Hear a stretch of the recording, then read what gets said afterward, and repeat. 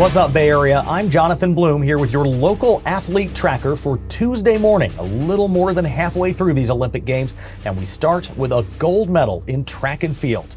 Valarie Allman, who went to Stanford, took the gold in the discus with a throw of 68.98 meters. It was Team USA's first gold in track and field, and she was overjoyed. Here's her Instagram post. "Dream come true," she says, and 38,000 people seem to agree. The excitement is building in beach volleyball. Stanford grad Alix and April Ross have been unstoppable in these Olympics, and that perfect winning streak continued in the quarterfinal against Germany.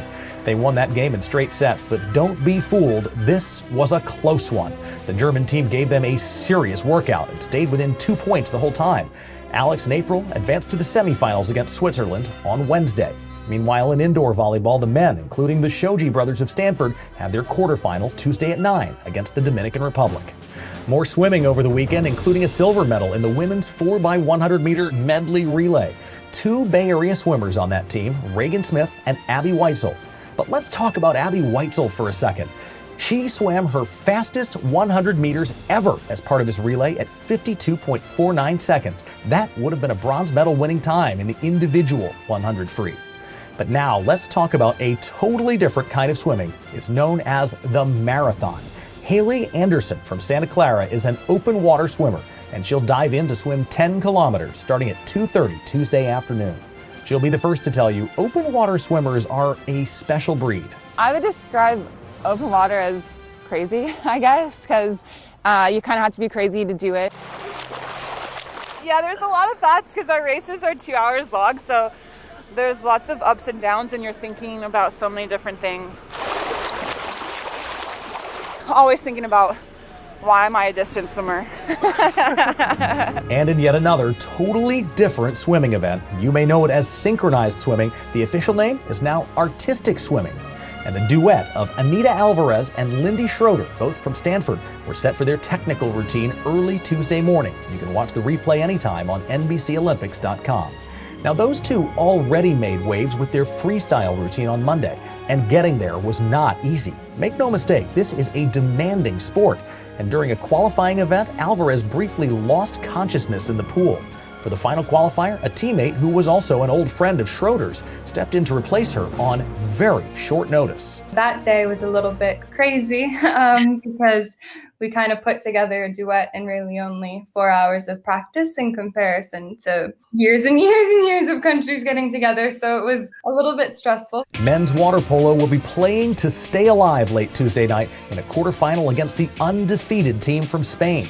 Among the 5 Bay Area members of that team, Cal graduate Johnny Hooper, and for him, this is a homecoming of sorts. He's half Japanese, and his mom is the one from Japan. That's her name, tattooed right over his ribs. I got that in high school, so I was young, and she doesn't like tattoos at all, but I figured, she's my biggest fan, and she's kind of my everything. My thought process, she can't be mad if she sees her name on my side.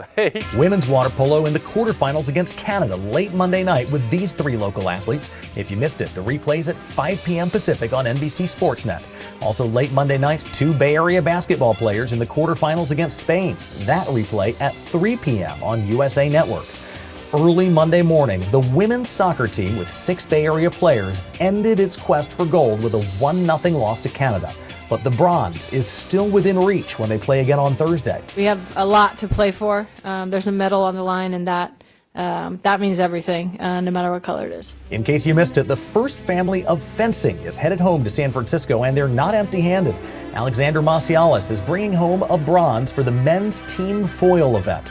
There were no fans there to watch, but he wasn't alone, with his sister as a teammate and his dad as a coach. Having 3 family members be part of Team USA together, even under normal circumstances, is really, really special. In gymnastics, Stanford's Brody Malone competing on the high bar in the middle of the night, so watch that replay on NBCOlympics.com. Also in the wee hours, Wes Kitts competes in weightlifting. He played football and baseball, but when he opened a gym after college, he found this. About 1.5 years into having my gym, I just looked up what it takes to qualify for weightlifting nationals and decided I was going to pursue it. And finally, if you want to see baseball live in primetime, now's your chance. The team with 2 Bay Area players will fight to stay in it Tuesday at 8 Pacific time against either Israel or the Dominican Republic. whichever team wins overnight. Check out our Athlete Tracker blog for the latest results as the Bay Area runs, jumps, and dives in search of more Olympic glory in Tokyo.